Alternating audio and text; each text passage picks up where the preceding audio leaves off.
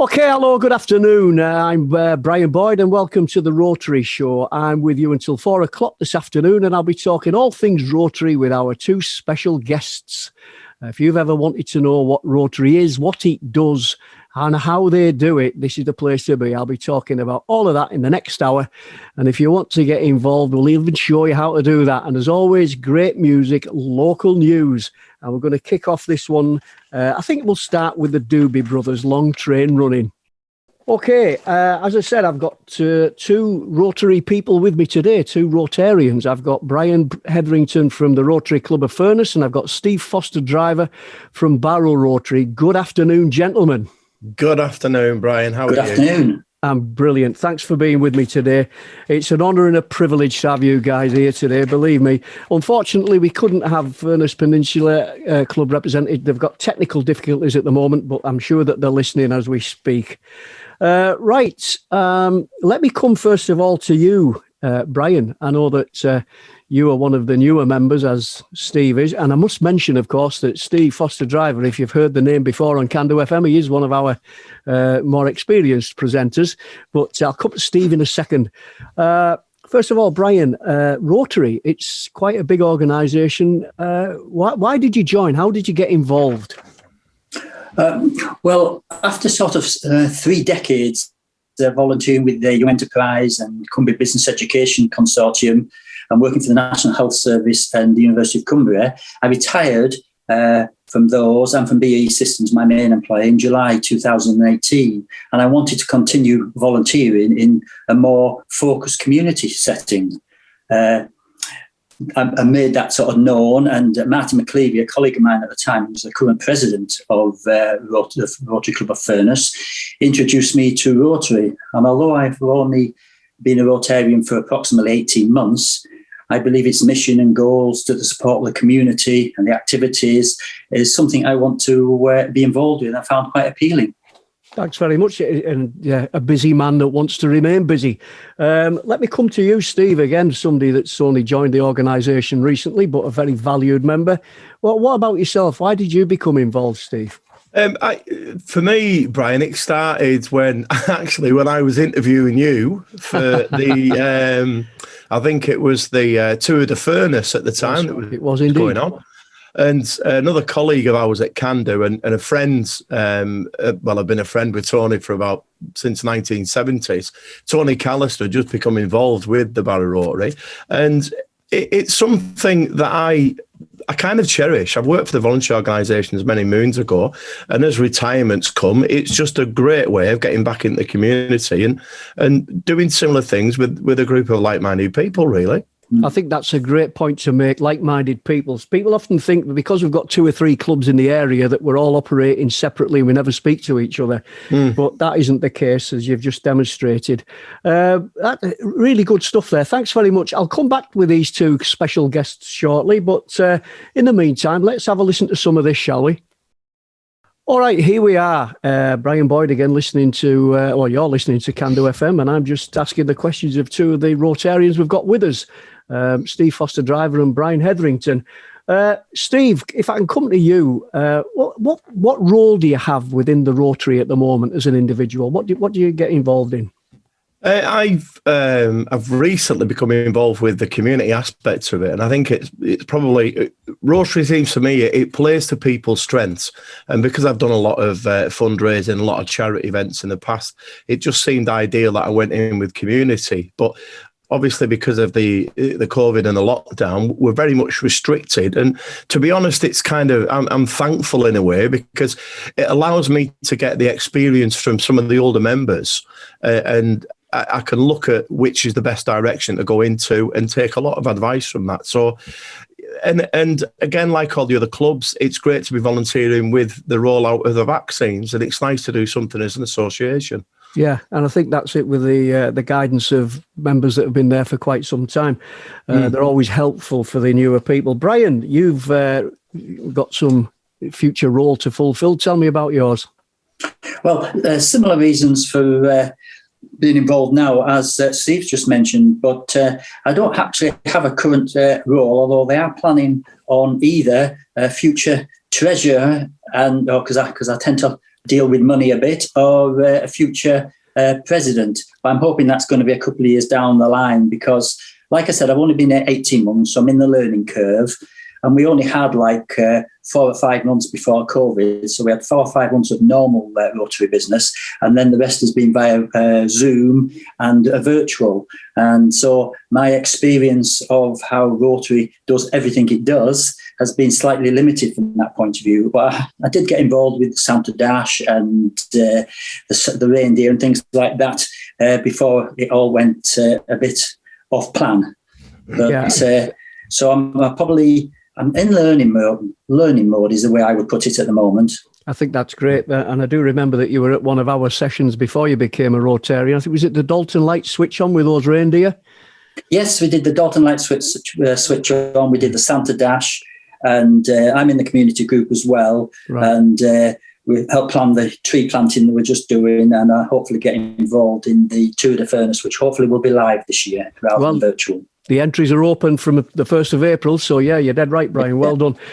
2 community representatives there, and I am almost in the presence of greatness where we have a potential president there or a treasurer, and I'm sure that Steve's got his aspirations for presidency at some point in the future.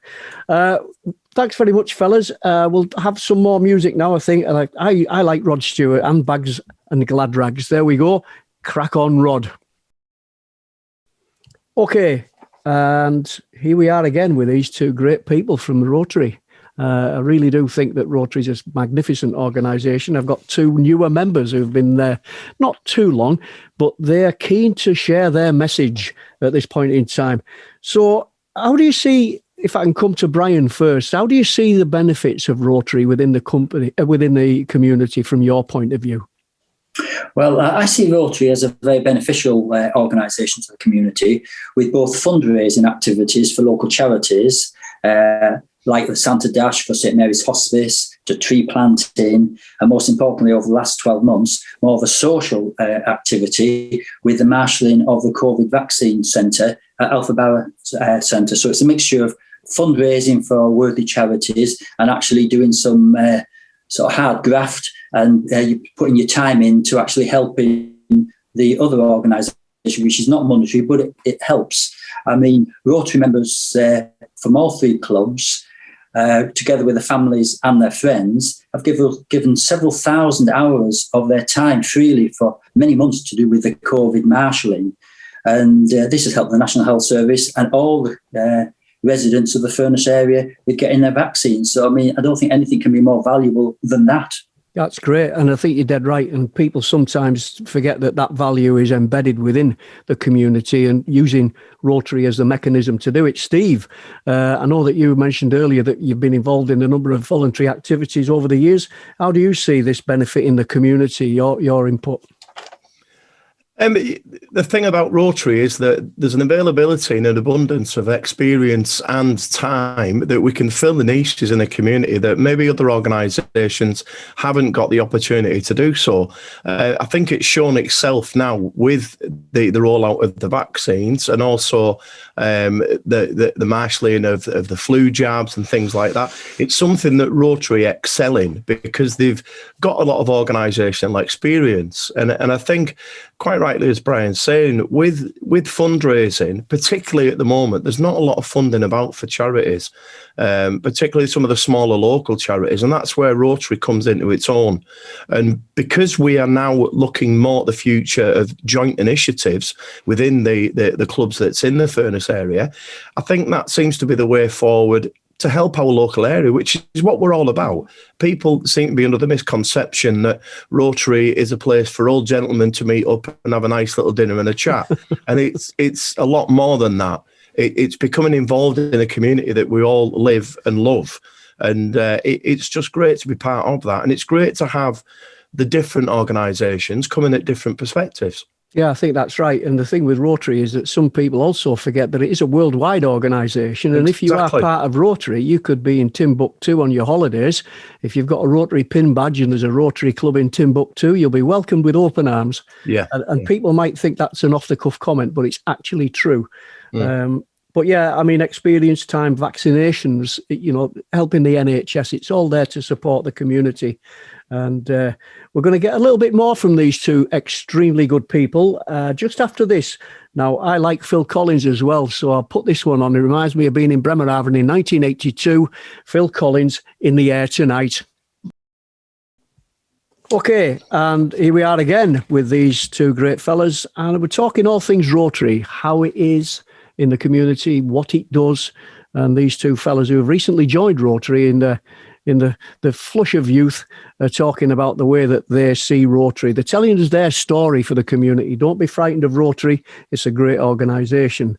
But I just want to come to forward plans. What do they see as coming out from the plans currently and how it moves forward? If I come to Steve first. Yeah, I mean, again, I know we've all mentioned about the joint working together of all the clubs within the rollout for the NHS. And I know Brian touched on the subject earlier about the environment and the tree planting. I think for the future of Rotary itself, internationally and locally, we need to be looking forward to attracting younger people and maybe bringing some of the teenagers in as like a junior Rotary foundation that's going to help them work in the community and allow some of us older fellas to actually understand what's going on out there for them, because basically Rotary is about planning for the future and working for the future. It's not just about the here and now. And this is where I see Rotary excelling in the coming together in joint initiatives for something that we can put on a bigger scale is far more beneficial than just centering on one little project that's coming out down the road. Maybe it's a beach clean. It's looking really good for the future, providing we get a lot of the younger people in. And we need to dispel these myths that Rotary is for old blokes and old women. It's not. It's something that young people can get involved in. And it's something that we need to have young people involved in. Yeah, and I think looking at that, a lot of the organisations around the world have got Rotary, young elements to their Rotary Club makeup, and it really is good to see. Brian, how do you see the future panning out then for your Rotary? What do you see as the future events and how it works for youth? Well, I would reiterate everything that Steve said, because we're actively trying to recruit younger people as well. We've already got men and women in the group, but they tend to be more than 21. So we're trying to get some younger blood in the organisation. But other forward plans, we're continuing with the marshalling for the COVID vaccines at Alfred Barrow this year, where we've done one and we're doing more tree planting exercises in the local area. I mentioned earlier, we're hoping to run a live Tour de Furnace this year, where we had to resort to a virtual one in 2020. We're also marshalling at the Festival of Transport this year. And right at the end of the year, back to the Santa Dash for Christmas in support of St Mary's Hospice. Yeah. So they're sort of the local events where Steve rightly said it's trying to grow the organisation with younger people and just more mixture of people is the sort of overall goal for moving forward with membership.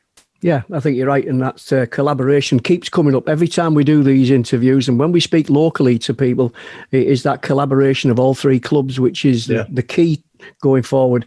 And we're going to talk a little bit more with these fellas. We'll get the final thoughts just after some of this.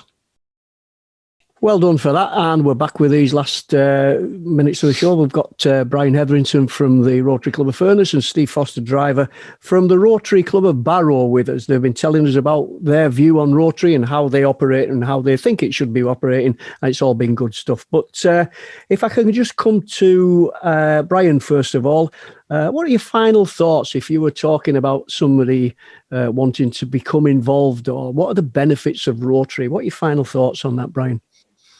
I would say Rotary is a very worthwhile community volunteering organisation, and I would encourage anyone to actually consider joining. Whatever their skills and competencies they've currently got, there'll be a place for them within Rotary, and they can actually grow the quality of Rotary and the giving that Rotary can do back to the community from their skills. So it's getting the best from the best, really, and I would thoroughly recommend it to anybody. Yeah, good. Thanks a lot for that, Brian. Steve, what do you think? Yeah, it's similar to what Brian was saying there. It's kind of, there's a lot of reiteration going on, because I think the ethos of Rotary is quite coming along. But bringing younger people into the organisation and explaining to people about Rotary, it's not something that you can enter into lightly. If you like the volunteering, you're not looking for the glory. Yeah. It's something that we all do simply because we want to do it. It's not about getting a medal at the end of the day. It's about bringing something that you have to a community pot. And I think it's good that we all have a knowledge of each other's organisations and each other's memberships. And I'm quite open with a lot of people. I speak highly of Rotary to nearly anyone that will listen.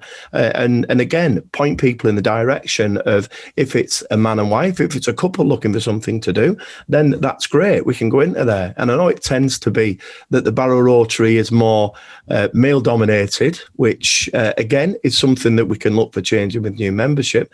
But I think if I could sum it up, it's simply you get an awful lot of pleasure for working in the community and you see the smile on people's faces, and that's all that matters. That's it. Yeah, it's about doing the right thing when nobody's watching, and you're dead right. Exactly. That is the benefit that comes from watching people saying you're doing a great job.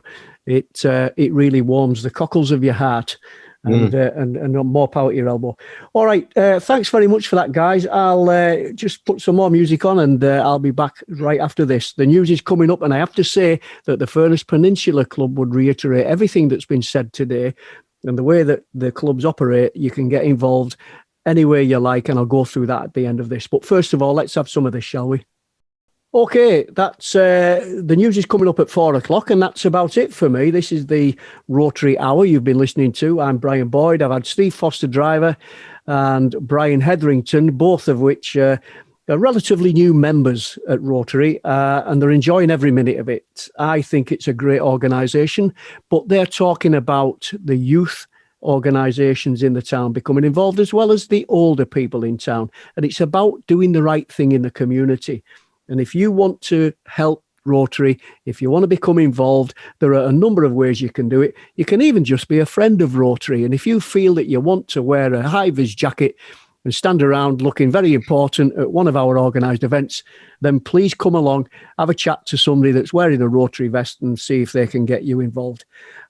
Brilliant organisation. 3 clubs in the town, so we've got a little bit of an embarrassment of riches in some way. But they are an embarrassment that go into the community and give people what they've got. And we do need people to help us. So if you want to join any of the Rotary clubs, or if you want to look at what they do and then make a decision your own way, then please get in touch with us. You can go on the Can Do FM website, candofm.co.uk. There is a little banner there. If you click on that, you'll get all the information that you need. I'm going to disappear now, not literally. That would be some trick. But I'm going to go now. Thanks very much for your time. The news is coming up at 4:00. Rotary Club, brilliant. Rotary people, even more brilliant. Get involved if you can. And I'll see you on Tuesday for the Brian Boyd Brunch Show, 10:00 till 11. Thanks very much. Enjoy the remainder of your day.